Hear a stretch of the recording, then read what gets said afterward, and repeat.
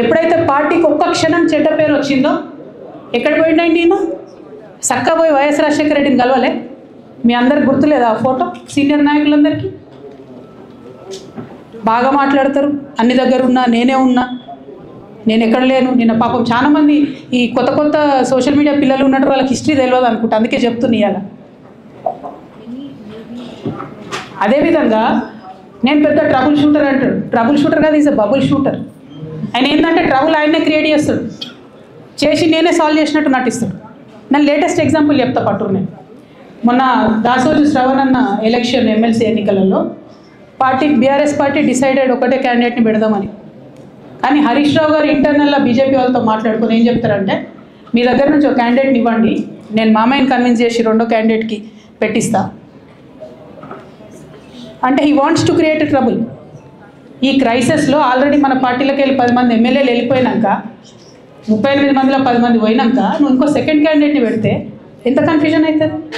ఎవరెవరు ఓట్లు వేస్తారు? అంటే హార్స్ ట్రేడింగ్కి ఈయన ట్రబుల్ షూటర్ గారు ట్రబుల్ని ఓపెన్ చేస్తారు అన్నట్టు. నాకెందుకో లక్కీగా ఒక బీజేపీ ఎమ్మెల్యే గారు ఫోన్ చేసి, అక్క మరి పెద్దసారి పర్మిషన్ ఉందా హరీష్ అని ఇట్లా అంటున్నారంటే, నేను డైరెక్ట్గా పెద్దసారికే ఫోన్ చేసి నాన్న మరి ఇట్లా అంటున్నారు, మనం సెకండ్ క్యాండిడేట్ పర్మిషన్ ఇస్తారంటే, nothing doing, only Shravan will get elected, ఎవరు చెప్పారు మీకు అని అంటే, నేను ఆ విషయం వెంటనే అటువైపు కన్వే చేసిన, లేదండి మాకు అట్లాంటి ఆలోచన లేదు. ఎందుకు ఈ రీసెంట్ ఎగ్జాంపుల్ చెప్తున్నా ఇవాళ అంటే, హరీష్ రావు గారు ట్రబుల్ క్రియేట్ చేసి ట్రబుల్ని మాఫీ చేసినట్టుగా ప్రయత్నం చేస్తారు. బీఆర్ఎస్ కార్యకర్తలందరికీ నేను నా తమ్ముళ్ళకి రిక్వెస్ట్ చేసి చెప్తున్నాను, మా చెల్లెలకు రిక్వెస్ట్ చేసి చెప్తున్నాను, మీకు పెద్ద స్థాయిలో జరిగే అన్ని విషయాలు తెలియకుండా అందరూ మన వెల్ విషయస్ అనుకుంటారు. అది మీ తప్పు కాదు, ఎందుకంటే కేసీఆర్ సార్ అంత ఓపెన్ మైండ్తో ఓపెన్ హార్ట్తో ఉంటారు కాబట్టి బీఆర్ఎస్లో ఉన్న అందరూ అట్లే ఉంటారు అనుకుంటారు. కానీ చాలామందికి చాలా హిడెన్ ఎజెండాస్ ఉన్నాయి.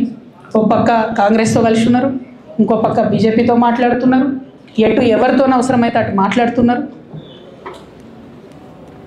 అదేవిధంగా 2018 ఎన్నికలలో హరీష్ రావు గారు 20-25 మంది ఎమ్మెల్యేలకు ఎన్నికలలో అడిషనల్ ఫండింగ్ ఇచ్చారు, పార్టీ ఇచ్చింది కాకుండా.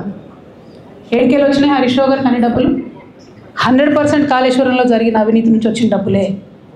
ఆయన ఆలోచన ఏం చేసిందంటే, ఏమన్నా కొద్దిగా అటు ఇటు అవుతుందేమో రిజల్ట్, నా దగ్గర ఎమ్మెల్యేస్ ఉండాలని ఆలోచన చేసి.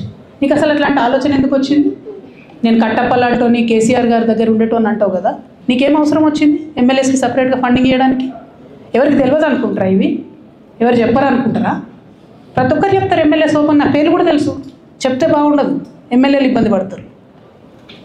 నేను అనేది ఏంటంటే, 2009లో రామన్న సిరిసిల్ల ఎలక్షన్లో మా బంధువుకు సంబంధించిన వ్యక్తులతోని 60 లక్షల రూపాయలు పంపిన హరీష్ రావు గారు రామన్నను ఓడగొట్టడానికి.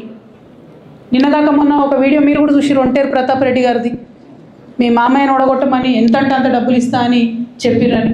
ఓ పక్క కేసీఆర్ గారిని ఓడగొట్టాలి, ఓ పక్క కేటీఆర్ గారిని ఓడగొట్టాలి, నిజామాబాద్లో నా ఎంపీ సెగ్మెంట్లో అందరు ఎమ్మెల్యేలను మేనేజ్ చేయాలి, అందరిని మన కేసీఆర్ కుటుంబాన్ని ఓడగొట్టాలి, విచ్ఛిన్నం చేయాలి. కానీ కేసీఆర్ గారి పేరుతో వచ్చేటటువంటి బెనిఫిట్స్ మాత్రం అన్నీ కావాలి. మరి ఇటువంటి వారిని నా రిక్వెస్ట్ కేసీఆర్ గారితో, కేటీఆర్ గారితో, వారిని మీ పక్కన పెట్టుకొని నిజం మాట్లాడే నన్ను బయటకు పంపితే మరి పార్టీ బాగుంటుందా? దయచేసి ఆలోచన చేసుకోండి.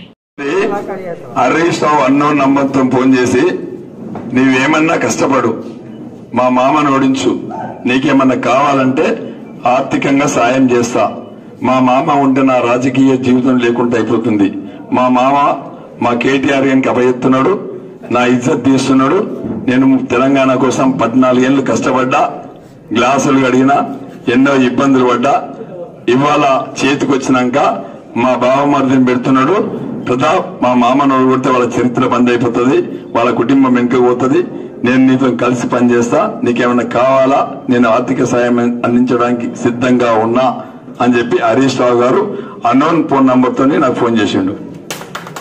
ఇది నిజం. నేను ఎక్కడంటే అక్కడ ప్రమాణం చేస్తా, నేను ఎక్కడంటే అక్కడ ప్రమాణం చేసి చెప్తా.